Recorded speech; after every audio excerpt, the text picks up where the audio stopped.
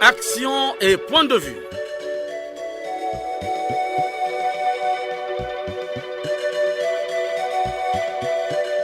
Action et point de vue.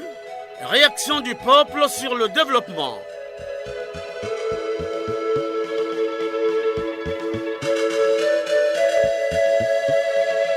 Présentation, Omer Elenga. Salut fidèles auditeurs, vous qui nous suivez de partout sur toute l'étendue du territoire national. Nous sommes dimanche, jour où les Congolais suivent avec une attention toute particulière les réactions des Congolais. Dans cette production, nous allons parler de la gouvernance publique au Congo. À la technique Loïs Mbou et Fred Obunga, la réalisation est l'œuvre de Arnaud Ipene et Benzenzila. Conception et présentation, Omer Elenga. Nous sommes ensemble pendant 45 minutes. Ne quittez pas vos positions d'écoute. Vous êtes bel et bien branchés sur la chaîne nationale, La Nation dans vos oreilles. Avec un salaire de 200 000, tu as construit les immeubles partout. Tu as acheté les voitures, même construit les villas aux 7e femmes. Tout cela avec l'argent que tu as volé à l'État, aux vraiment mouyibi. Une fois de plus, bonjour. Le développement d'un pays ne vient pas spontanément avec le temps qui passe. Il est avant tout une affaire des humains. Le développement est fait par les hommes et des femmes. Sans hommes, point de développement, ni nécessité de développement. Chers auditeurs, mettre les Congolais et les Congolaises au cœur du développement, c'est les convertir à l'adoption et au bon usage des valeurs qui favorisent le développement. Ces valeurs sont le travail, la rigueur, la discipline, la responsabilité, la conscience, la probité, l'esprit d'entreprise, le goût de l'effort nu et l'amour de la patrie. La gouvernance publique, oui, la gouvernance publique, le sujet fait délier les langues. Un forum sur la gouvernance publique a été organisé du 5 au 8 décembre 2022 passé. Le rôle du contrôle d'État dans l'optimisation des processus administratifs, l'apport de la qualité du service public dans l'amélioration de la gouvernance publique, lutte contre les antivaleurs pour une meilleure gouvernance publique, les conditions de mise en place d'une stratégie nationale de recherche de performance dans le secteur public sont les sous-thèmes développés au cours de ce forum. Plus de 50 recommandations ont été formulées. Je vous propose quelques recommandations. Renforcer la gouvernance, les capacités institutionnelles, organisationnelles et opérationnelles du dispositif de contrôle interne. Mettre en place la stratégie nationale de contrôle interne. Responsabiliser les gestionnaires et sécuriser leur gestion. Impliquer les gestionnaires publics dans la mise en place des mécanismes de contrôle. Assurer la régularité et l'efficacité des missions des administrations publiques. Harmoniser les méthodes des structures d'audit et contrôle pour un fonctionnement cohérent et harmonieux du système de gestion des risques. Créer un corps indépendant des contrôleurs d'État assermentés. Mettre en place un système intégré de contrôle de l'État. Organiser des campagnes de sensibilisation sur les comportements déviants aux fins de changer les mentalités. Élaborer la stratégie nationale de lutte contre les antivaleurs. Créer la commission nationale de lutte contre les antivaleurs. Fixer les délais raisonnables dans le cadre du traitement et de la délivrance des documents administratifs. Le ministre en charge du contrôle d'État, Jean-Rosaire Ibarra, s'est engagé à rendre opérationnelles ces recommandations. Des concepts définitionnels à la rédaction du rapport d'évaluation, en passant par la distinction de l'audit avec d'autres types de contrôle, des critères et approches de la formulation des recommandations, du processus de planification, jusqu'à l'identification et l'évaluation des risques, avec à la clé le rapport du suivi des recommandations, autant de thématiques développées pour une meilleure compréhension et appropriation de tous les participants. C'est dire que les membres des différentes structures sortent suffisamment outillés de ce forum pour pouvoir formuler des recommandations pertinentes et réaliser convenablement les missions de leur suivi. Le ministère du contrôle d'État, de la qualité du service public et de la lutte contre les antivaleurs mettra en place tous les mécanismes et outils adaptés en vue d'un programme d'action cohérent avec des objectifs hiérarchisés et bien déterminés, comme il en ressort des conclusions de nos travaux. Les attentes de nos populations sont immenses et nos actions, qui ont la lourde charge de les combler, se doivent de jouer pleinement leur rôle. Nous voici dans la continuité d'un parcours qui focalise sur nous l'attention des fils et filles de notre beau pays, le Congo. Nous n'avons donc aucun droit à l'erreur, car nous représentons désormais leur espoir. La bonne gouvernance. Le président de la République, Denis Sassou Nguesso, revient toujours sur cette question. Réécoutons Denis Sassou Nguesso, élément d'archives. En parlant de la rupture en 2016, j'invitais à la dénonciation et à la cessation avec les antivaleurs qui constituent un véritable frein à la marche vers le développement. Très vite, ce mot d'ordre a été tourné en dérision, même à des niveaux responsables. Aujourd'hui, rupture serait synonyme de crise.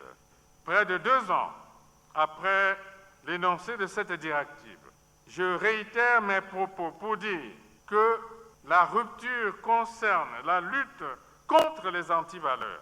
C'est la primauté du droit et de la justice sur l'arbitraire et l'impunité.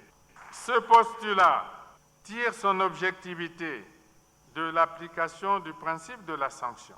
Il s'agit de réprimer, éduquer, redresser lorsque les faits l'exigent.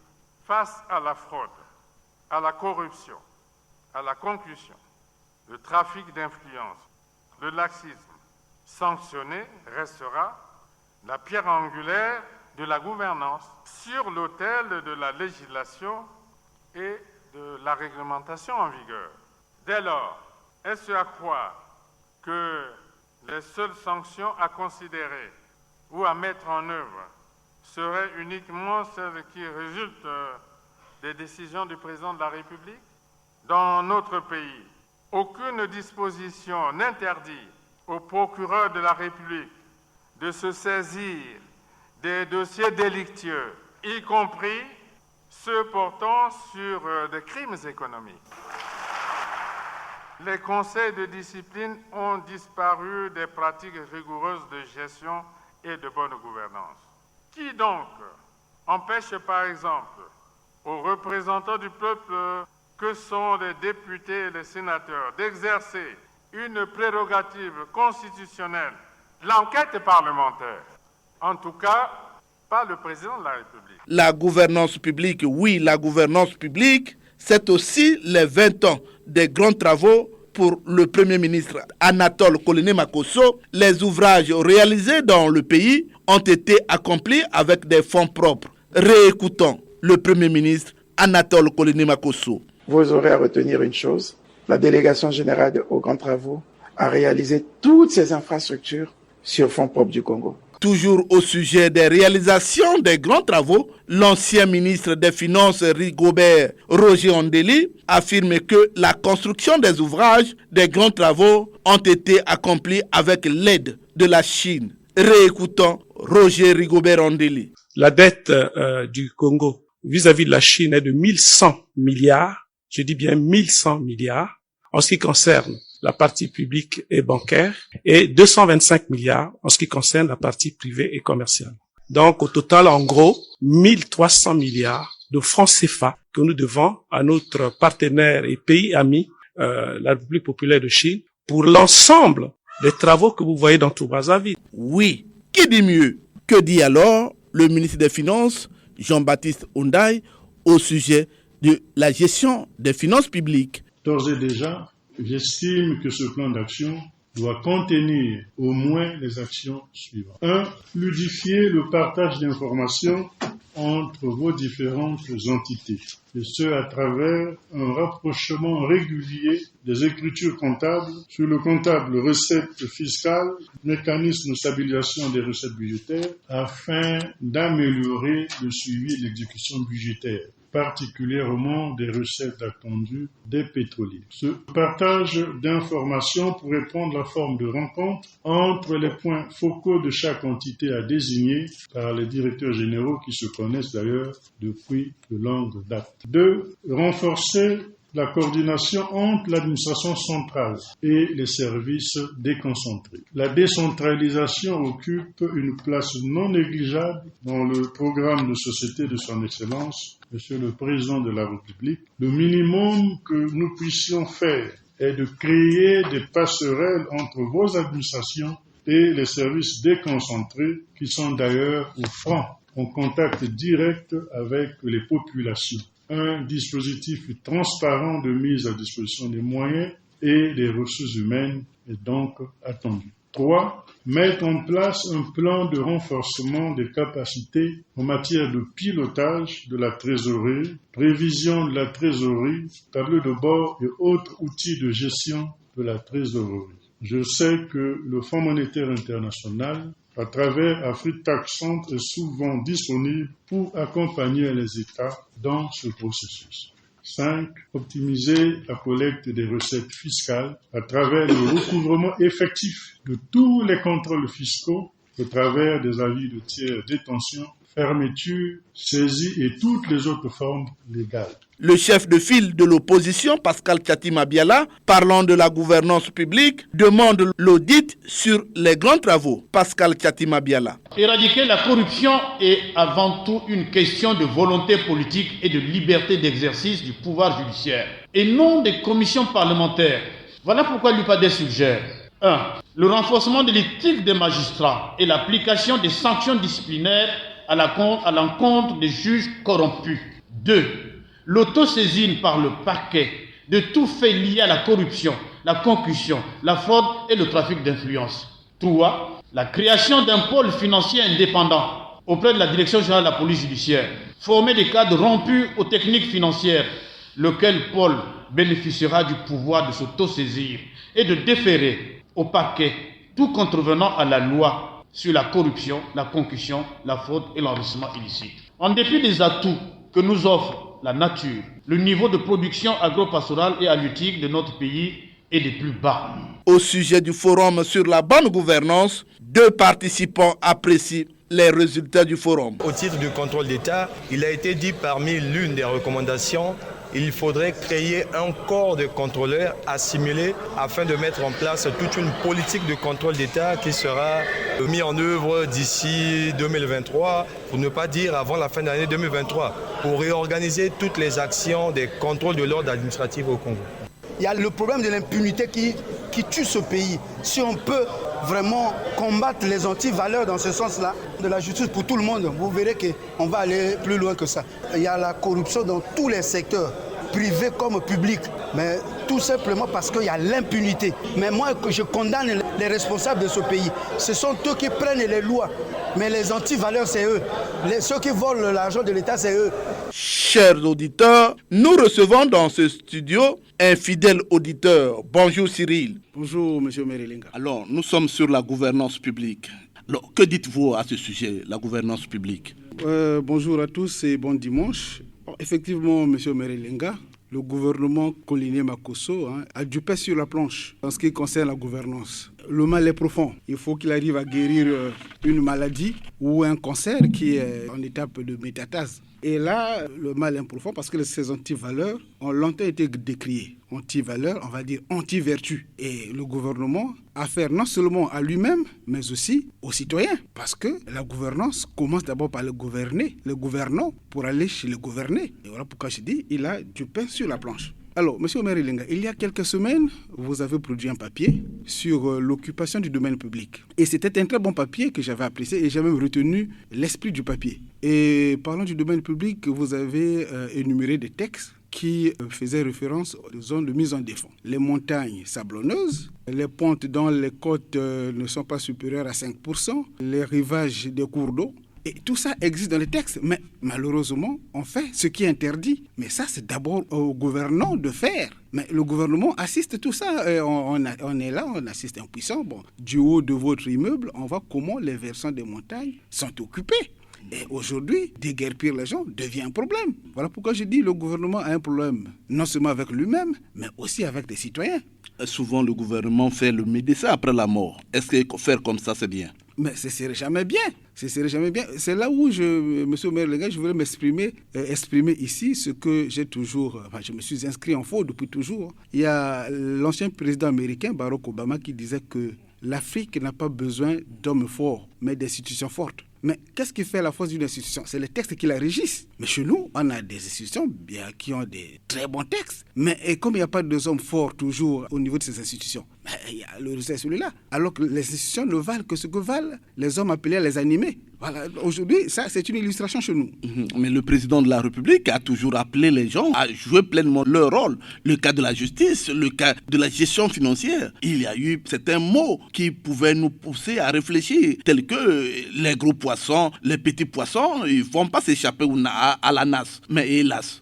Monsieur Merelenga, le président l'a toujours dit, mais il faut rechercher le mal de la malgouvernance. Et sinon, le mal des antivaleurs. Je voulais même parler de l'aggravation des antivaleurs. Les origines sont plus ou moins lointaines. Je dis qu'il faut repartir à la conférence nationale. À la conférence nationale, on a légitimé l'impunité. Les gens qui avaient été sanctionnés pour des fautes administratives lourdes ont été réhabilités par la conférence nationale sous le prétexte c'était de l'intolérance politique. Et cela a été enchaîné par les guerres que nous avons, surtout la guerre du 5 juin. Vous savez qu'au nom fait d'avoir combattu, c'était un critère de récompense. Mais malheureusement, on a roulé en bébat, mais jusqu'à aujourd'hui, on n'arrive pas à mettre la rupture entre les travers de la conférence nationale et les revers des guerres successives avec les bonnes pratiques qu'on veut prôner. On a du mal, la rupture est prônée, mais elle n'est effectivement pas au rendez-vous. Alors, le dernier mot. Le dernier mot, j'aime souvent à dire que nous sommes dans une configuration où la plupart d'entre nous sommes à la fois bourreaux et victimes. C'est-à-dire, quand tu vas dans une administration où tu es rançonné, tu te plains, mais quand tu rançonnes les autres, tu te réjouis. Donc, il faut qu'on arrête d'être nous-mêmes nos bourreaux et qu'on arrête d'être nous-mêmes des victimes. Il faut donc que nous arrivons à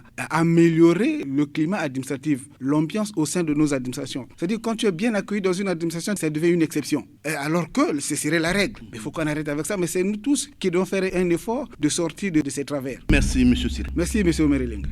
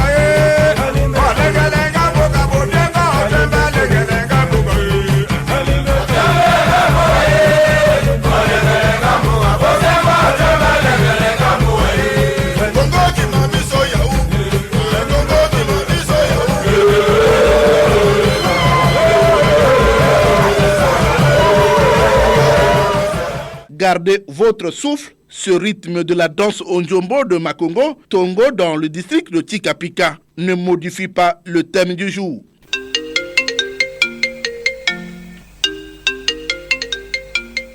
Le téléphone sonne. Les Congolais ont soif. Les langues se délient. Nous sommes en ligne avec un auditeur, nous signale le technicien Loïs Mbou. Allô?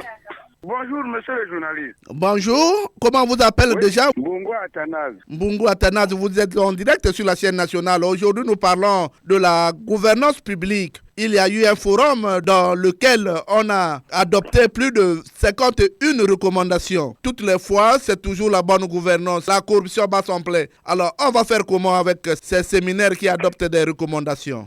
Bon, c'est un peu regrettable. Les recommandations sont faites, mais jamais appliquées.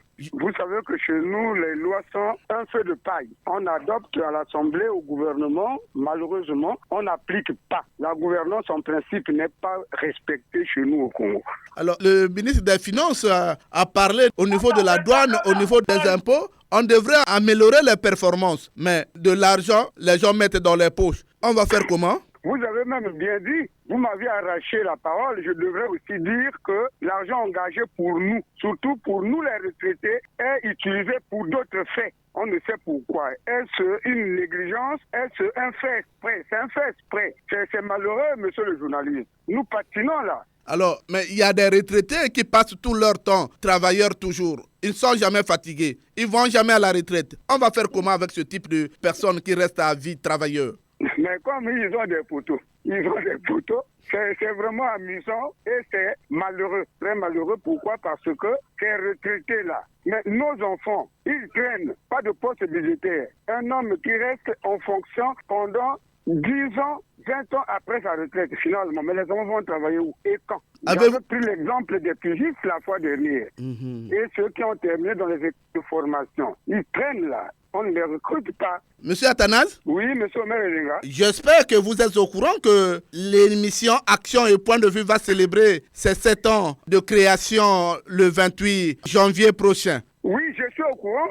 À travers l'émission de la fois passée, j'ai suivi ça à la radio. Je vais envoyer ma contribution. Et s'il y a possibilité, je pourrais même m'y rendre. Merci, monsieur Athanase depuis Evo. Merci, monsieur le journaliste. Bonne continuité à l'émission. Merci beaucoup. Le téléphone sonne toujours. Allô? Bonjour, comment vous appelez déjà? Je suis monsieur Kanou Danglo Bernard, depuis Brazzaville. Ah, vous êtes en direct sur la chaîne nationale. Alors, que dites-vous, Bernard, au sujet de la gouvernance publique? Il y a eu le forum sur la gouvernance publique avec 51 recommandations. Toutes les fois, le président en parle, les antivaleurs, tout ça, le vol, le pillage, la corruption. Alors, on en parle toujours. Est-ce que ces recommandations vont nous apporter une solution? Omer Elenga, la gouvernance publique est une tumeur maligne sur la gorge du gouvernement Koliné Makosso. Tumeur pourquoi? Parce que les mots tant décriés que par le président de la République ou par les citoyens du pays n'ont toujours pas trouvé leur solution. Tenez, aujourd'hui, la corruption, la concussion, la fraude font toujours leur bonhomme de chemin. Omer Elenga. Pendant qu'on parle de césarienne, on ne voit pas les résultats. Pendant qu'on parle de gratuité à l'école, on ne voit pas les résultats. Pendant qu'on demande d'assainir l'administration congolaise, on ne voit pas la gouvernance publique aujourd'hui, Omer Elenga, c'est encore un leurre parce que rien ne se fait concrètement. Les attentes des populations sont toujours suspendues. Bernard, Omer Elenga, vous avez un dernier mot à dire au gouvernement? Le dernier mot, que le gouvernement Koliné Makosso prenne les choses en main, qu'il sanctionne, que l'on sente que le gouvernement Makosso a pris les choses en main en sanctionnant. Parce que si les gens se comportent comme nous sommes dans une cour, je ne sais pas laquelle, chacun fait ce qu'il entend, ce qu'il veut, eh bien ce n'est pas bien. Il faille que le gouvernement Makosso, en tout cas, prenne des décisions draconiennes pour tout le monde. Ce n'est pas pour un groupe de gens, pour les petits poissons. Tout le monde, en tout cas, gros ou petits poissons, comprennent des décisions draconiennes pour le bien du peuple congolais, pour le bien de ce pays, que tout le monde parle en son nom. Merci beaucoup, Omer Elenga, et je remercie les techniciens de l'émission, le journal, le producteur de l'émission, le directeur général de la radio, le ministre qui ne cesse de nous accorder cet espace de 45 minutes pour dire ce que nous pensons pour ce pays, que tout le monde veut qu'il soit sur les rails. À très bientôt, Omer Elenga. Merci Bernard Kanyokwa. Les Congolais ont toujours soif. Allô? Bonjour. Bonjour, comment vous appelez déjà? Vous nous appelez d'où? Je suis monsieur Lenga Tipo et je suis d'Oyo. Vous nous appelez d'Oyo, Oyo Poro. Que dites-vous au sujet de la gouvernance publique? Il y a eu un forum organisé à cet effet. 51 recommandations ont été adoptées par les participants, alors que le pays ne décolle pas. On en parle, les antivaleurs existent toujours. On va faire comment? Monsieur le journaliste, une fois de plus, bonjour. Avant de vous livrer nos impressions sur votre préoccupation, nous aimerions d'abord vous rappeler que la bonne gouvernance du Congo reste au cœur des préoccupations du père de la nation, son Excellence M. Denis Sassou Nguesso. C'est même la pierre angulaire de son projet de société. Ensemble, poursuivons la marche. Monsieur le journaliste, la bonne gouvernance du pays fait asseoir la paix, nous éloigne des déchirements aveugles du tissu social et attire les investisseurs internationaux, nationaux et internationaux. À tout dire, monsieur le journaliste, la bonne gouvernance du pays reste le seul pilier du développement socio-économique d'un peuple. Monsieur le journaliste, la gouvernance publique au Congo de nos jours, enroulée dans l'engrenage des antivaleurs, comme vous avez su le dire, qui ne ferait peut-être pas trop de commentaires, court le risque de faire échec au processus de développement du Congo entamé par le chef de l'État et nous maintenir au stade d'un pays qui vit que de la main tendue, chose qui ne nous honore pas. Monsieur le journaliste, dans sa marche vers son développement harmonieux, l'État congolais dispose de toute une série de batteries de mesures, ou mieux encore des dispositions à la fois constitutionnelles et juridiques, lui permettant de faire du Congo un État de droit et une grande démocratie. Monsieur le journaliste, les Congolais attendent à ce jour l'égalité des chances pour tous, la transparence dans la gestion de la chose publique, la primauté du droit sur les injustices et l'arbitraire. Mais le gouvernement Makosso qui nous écoute ne souffre pas d'un déficit en cerveau pour la mise en pratique de ces dispositions. C'est le journaliste. Sur le terrain, il n'y a rien de cela. Les antivaleurs prennent le pas sur la loi. Mais quel regret. Elenga Tipo. Monsieur le journaliste. Elenga Tipo, je vous dis merci de votre participation. Non, c'est à nous de vous remercier. Nous venons là de donner notre appréciation tout en ayant l'impression que le gouvernement Anatole Polonais Makosso qui nous écoute et nous accompagne et que les choses vont changer. Merci beaucoup et longue vie à notre... Allô? Oui, allô, bonjour monsieur Omer. Bonjour, comment vous appelez déjà? Je suis monsieur Guy Siassia. Guy Siassia, vous êtes en direct, vous nous appelez de Pointe-Noire, non? De Pointe-Noire, bien sûr, de Ngoyo. Alors, vous êtes en direct sur la chaîne nationale. Aujourd'hui, nous parlons de la bonne gouvernance, la gouvernance publique. Que dites-vous à ce sujet? Mais monsieur Omer, certes, la bonne gouvernance, c'est bien gérer la chose publique. Alors, dans ce pays, moi, je regrette beaucoup. Il n'a pas fallu qu'on parte vite en démocratie. Il n'a pas fallu. Il a fallu qu'on passe d'abord par l'état de droit avant d'aller en démocratie. Parce que il a fallu que tout un chacun sache d'abord quels sont ses droits vis-à-vis de l'État et que l'État sache aussi, l'État puisse être doté des animateurs qui seront capables de faire appliquer la loi. Voilà ce qui... Oui, monsieur Omer. La démocratie, c'est pas l'État de droit? La démocratie, c'est l'état de droit. Mais l'applicabilité, la démocratie, c'est l'applicabilité du droit. Ici, chez nous, l'hémicycle prend les lois tous les jours, mais qui ne sont pas appliquées. En ce moment-là, où est la démocratie? Où est la démocratie? Pour qu'il y ait démocratie, il faudrait qu'on applique les lois que l'on prend à l'hémicycle. Mais si on ne les applique pas, donc il n'y a pas de démocratie. Alors, Guy Siassia, monsieur Omer. Je vous dis merci de votre participation. En tout cas, c'est moi qui vous remercie, monsieur Omer. C'est la voix des sans-voix. Nous sommes en train de contribuer pour la bonne marche de la République. Merci beaucoup, monsieur Omer. Bonne journée et longue vie à l'émission. Les langues se délient toujours. Allô? Oui. Bonjour. Bonjour, monsieur le journaliste. Comment vous appelez déjà? Vous nous appelez d'où? Je suis à Kalangay, je suis monsieur Feli Oborongaporo. Feli Oborongaporo, vous êtes en direct sur la chaîne nationale. Aujourd'hui, nous parlons de la gouvernance publique. Est-ce que cette gouvernance publique ne fait pas attention au peuple congolais? Oui, monsieur Omer Elenga, je ne voudrais pas me retrouver dans le panier des abonnés absents à l'émission. Ceci étant dit, la gouvernance publique se trouve aujourd'hui piégée dans les mains du président de la République parce que le président de la République a mis en place des mécanismes qui puissent surveiller cette gouvernance, notamment l'organisme anticorruption et tout un ministère aussi érigé pour ça. Je crois que notre beau pays regorge des dimensions, des potentialités immenses. Un problème de gouvernance se posait avec le Congo, je ne vois pas. Les gens font la course à la montre à l'enrichissement illicite. Et voilà, pour faire plaire au président de la République, pour faire croire au public qu'ils sont en train de travailler alors qu'ils sont en train de s'enrichir à leur propre gré. Monsieur Oboro, le président de la haute autorité de lutte contre la corruption a avoué que le Congo a gagné quelques points dans le domaine de la corruption. Est-ce que le procureur de la République, lui qui devrait en principe mettre en pratique cette directive du chef de l'État, jusque-là, les dossiers ne sont pas disponibles? Le président de cet organe-là ne doit pas tenir un langage politique. Il il n'est pas là pour faire la politique. Il est là pour prouver. Il n'est pas là pour actualiser, mesurer le pays avec d'autres pays, mesurer ce qu'on était hier avec d'autres pays aujourd'hui. Il s'agit de rattraper tous les canards boiteux pour donner du boulot au procureur de la République. Il n'est pas là pour gérer les humeurs des gens. Il n'est pas là pour dire, ah, si j'attrape un tel, si j'attrape celui-là, je serai démis de mes fonctions. Il est là au service d'un slogan qui dit vaincre ou mourir.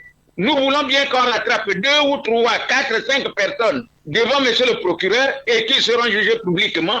En ce moment-là, on ravit les biens, meubles et immeubles. On érige le drapeau tricolore dans leurs parcelles comme ces parcelles-là devaient devenir pour l'État. À l'époque, c'était comme ça. Si on place les drapeaux partout pour ces canards boiteux-là, pour ceux qui ont pillé les derniers publics de l'État, en ce moment-là, tous les amateurs ne vont plus se préparer à ce boulevard-là. Mais qui est pur qui va envoyer quelqu'un en prison? Monsieur le procureur de la République, secrètement avec ses services parallèles qu'on a placés dans le pays, ils doivent travailler absolument pour le peuple. Sinon, personne n'ira en prison.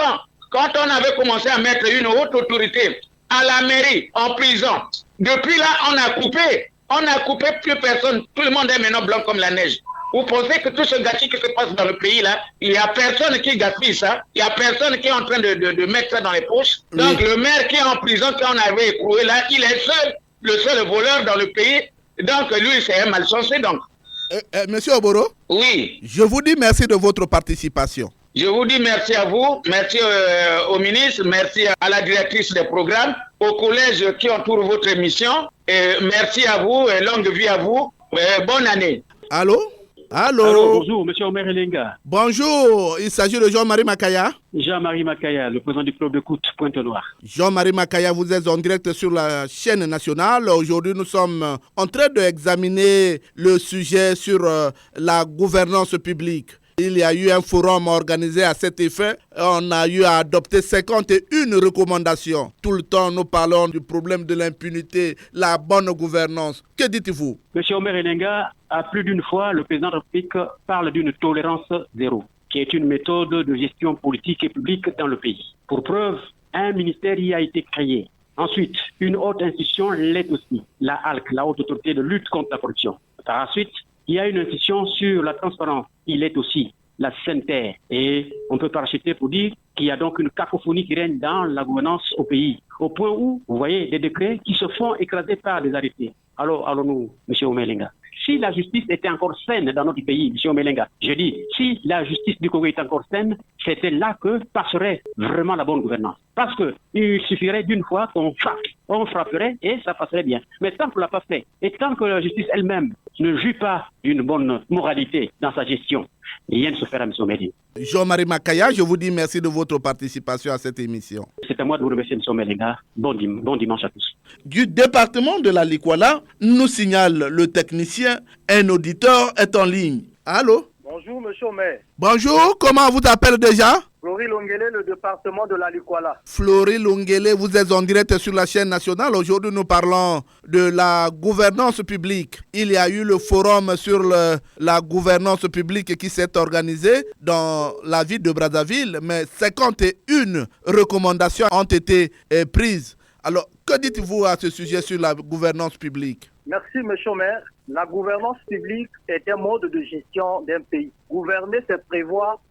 c'est gérer. Monsieur le maire, toute cette irresponsabilité est à l'encontre du président de la République, puisque c'est le premier magistrat suprême de la République. La seule décision pour la bonne marche du pays ne passerait que par son Excellence, M. Denis Sassou Nguesso. Mais s'ils ne prennent pas en compte ce qu'on appelle le contrôle, le suivi et la sanction, on reviendra toujours sur les mêmes mots. Il y en a des ministres qui ont détourné des milliards. Il y en a des DG qui détournent des milliards. Prenons le cas de celui de la retraite. Prenons le cas aujourd'hui de celui du projet Lusungi, qui en avait 12 milliards. Et le projet PEDAC, 16 milliards. Mais quel impact?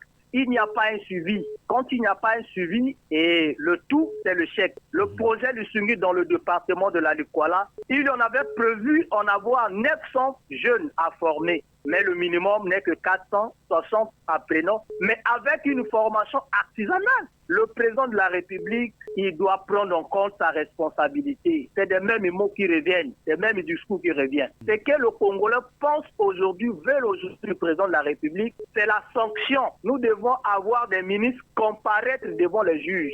L'indépendance de la justice qui doit sanctionner l'exécutif, c'est ce que le peuple congolais attend. Parler, oui, mais ce n'est pas aujourd'hui qu'on a parlé. Le président de la République doit aujourd'hui gérer, prévoir, sanctionner. Voilà ce que le peuple congolais attend du président. Alors, Florie Lungele, je vous dis merci de votre participation à cette émission. C'est plutôt à moi de vous dire merci, Elialukwala Tandele. Allô? Allô, monsieur Omer Lenga. Bonjour. Comment vous appelez déjà? Vous nous appelez d'où? Benga Makoso, et je m'appelle Nyabana Rollin. Rollin, vous êtes en direct sur la chaîne nationale. Écartez-vous du bruit. Alors, que dites-vous au sujet de la gouvernance publique au Congo? Disons d'une manière générale, la gouvernance au niveau politique et administratif. Ce qui manque, c'est la volonté de mettre en pratique tout l'arsenal là.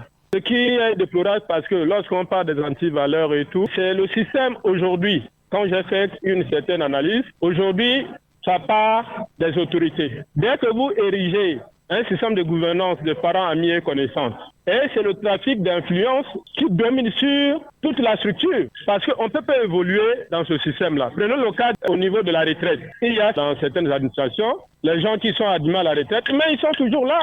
Parce qu'il est parent d'eux, femme d'eux, cousin d'eux. On ne peut pas les toucher. Il manque les compétences pour les remplacer. Ce qui est déplorable, c'est ça. Les institutions qu'on a placées pour lutter contre les antivaleurs, monsieur le maire, si on ne prend pas du sérieux, ça ne va pas marcher. Que ce soit au niveau des départements, les gens ne voient que le président. Regardez l'état de Brazzaville. Je prends un cas simple, monsieur le maire. L'ancien maire, monsieur Okemba. Il était en train de construire la route de Jacques Opango. Du temps qu'il était voleur, on l'a mis en prison. Mais ceux qui ne sont pas les voleurs n'ont pas continué la route. Pourquoi? Regardez le quartier Jacques Opango. Est-ce que Jacques Opango fait partie de Brazzaville ou bien c'est vers Kakamweka ou vers, on peut dire, Ntame là-bas? Si Jacques Opango à Brazzaville, ça m'étonne. Jacques Opango n'est pas à Brazzaville. Parce qu'il ne doit pas avoir l'état de la route, ne doit pas être comme ça. Quelqu'un qui a commencé les travaux, mais on le colle un motif, on ne sait pas si c'est vrai ou faux, mais moi je ne suis pas dans la justice, tout l'a volé, mais il faisait les travaux. Mais ceux qui ne volent pas ne font pas de travaux. Alors, c'est ça le paradoxe au Congo. Rollin, monsieur le maire, je vous dis merci de votre participation à cette émission. Vraiment, merci pour vous et bon courage. Merci beaucoup, Rollin. Merci, monsieur le maire. Allô? Allô? Allô? Comment vous t'appelez déjà? C'est M. Ernest. Oui, M. Ernest, vous êtes en direct sur la chaîne nationale. Aujourd'hui, nous parlons de la gouvernance publique. Est-ce qu'il y a eu un forum organisé à cet effet? Plus de 51 recommandations ont été adoptées. Et pourtant, chaque fois, on en parle des antivaleurs, on parle de la corruption, mais on ne change pas. Avec ce séminaire, vous êtes sûr que ça va changer les données? Monsieur Melinga. Oui, je vous écoute. On attend de crier, cela, M. Melinga, ça ne change pas. On peut multiplier les séminaires, les conférences, tout ça, là, M. Melinga. Tel que le Congolais se comporte là, ça ne change pas. Comme il y a toujours l'impunité, M. Melinga, il y a le parrainage des gens. Les gens sont intouchables, M. Melinga. Ça ne change pas. On peut multiplier, M. Melinga, les congrès, les conférences, les séminaires. Au Congo, là, rien ne change parce que tout le monde est... Bon, chacun est maître. Chacun est maître. Il n'y a pas de chef. Il n'y a pas de l'adjoint, pas de subalterne. Comme tous se gèrent ensemble, et qui peuvent se frapper l'autre. Donc, M. Melinga, quand vous voyez même, bon, quand on fait même les grands travaux ont eu à faire. J'ai suivi là, on a fêté les 20 ans des grands travaux. Mais dans les départements, les éléphants blancs sont terminés. Donc, M. Melinga, cela ne change pas. Le Congo tel qu'il est, il est malade. Mais il n'y a pas encore eu un médecin pour soigner le Congo. Ernest, je vous dis merci de votre participation. Merci, M. Melinga, donc à l'émission. La question du genre, oui, la question du genre est vivement souhaitée. Allô? Allô? Allô, bonjour. Oui, bonjour, journaliste. Bonjour, comment vous appelez déjà? Vous nous appelez d'où? Je suis M.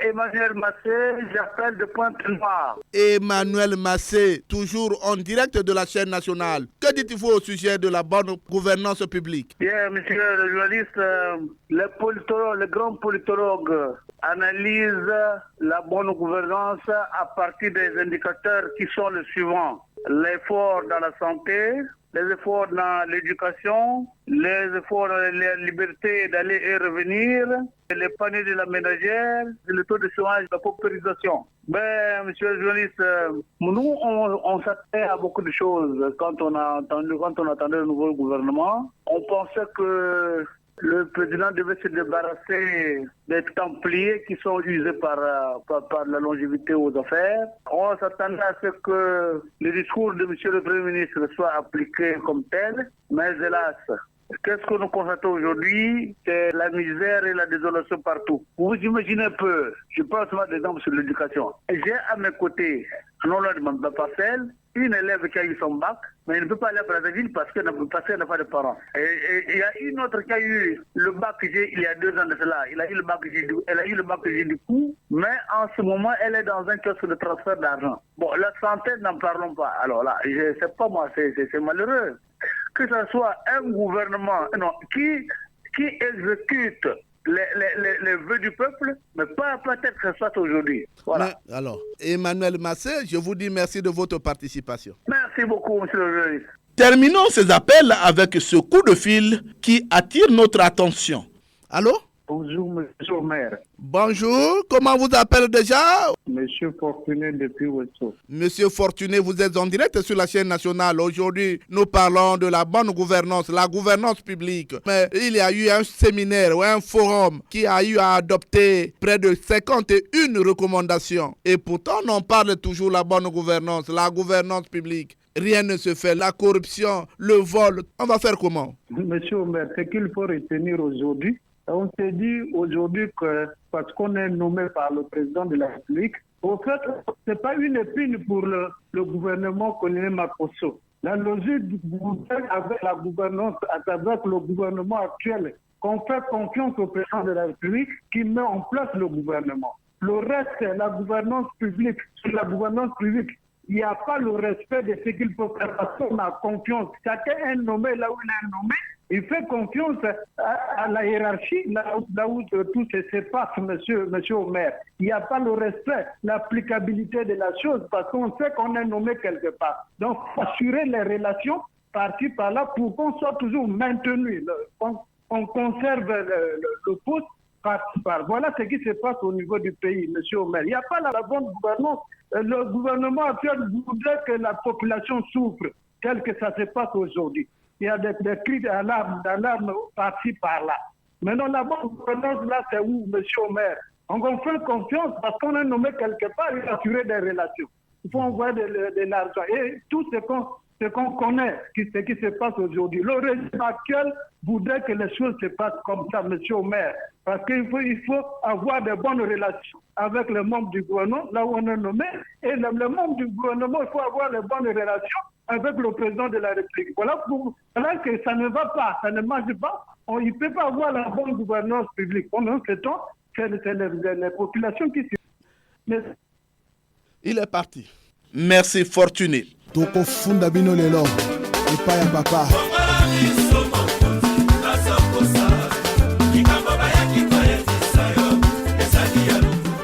Et oui, le téléphone a fait délier les langues. Le Congolais lambda attend son tour. Les langues se délient. On écoute les réactions du citoyen lambda sans langue de bois. Et le Congo est le seul pays qui croit que pour se développer, il faut impérativement que ça vienne des étrangers, des capitaux étrangers. Voilà, nous sommes le seul pays rentier qui ne jure que par des étrangers. Mais alors que tous les autres pays rentiers se sont développés avec des capitaux propres. Les Émirats Arabes Unis, eux, ils exploitent le pétrole et le gaz. Ils se sont développés avec leur propre investissement. Pareil pour le Qatar, un pays comme la Norvège qui a beaucoup de similitudes avec le Congo. Voilà un pays rentier, ne s'est développé que avec leurs propres capitaux. Donc le Congo est le seul pays rentier qui ne rêve que des étrangers. Ils veulent que les étrangers contrôlent tous les secteurs du pays, alors que le Congo vend du pétrole.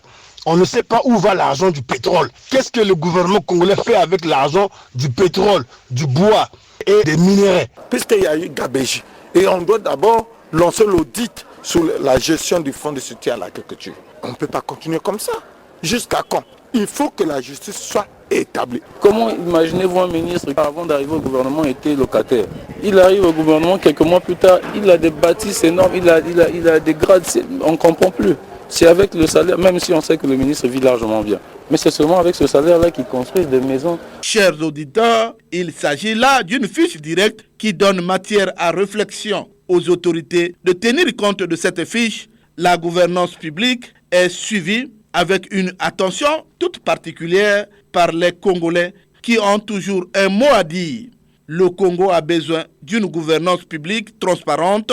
Faire autrement, c'est tirer le pays vers le bas. Quand j'ai dit cela, je mets fin à cette production qui a connu la technique de Loïs Mbou et Fred Obunga. La réalisation était assurée par Arnaud Ipene et Benzenzila. On m'appelle Omer Elenga. Réagissez en appelant au numéro 06 663 15 41 ou au numéro 05 521 91 97. Suivez-nous sur YouTube en mentionnant Action et Point de Vue. Bon dimanche aux clubs d'écoute qui se sont constitués sur toute l'étendue du territoire national, sans oublier Nassayo. Prochaine production, le fonctionnement de la MIGEF avec pour invité Abraham Angosina. Au revoir et à très bientôt.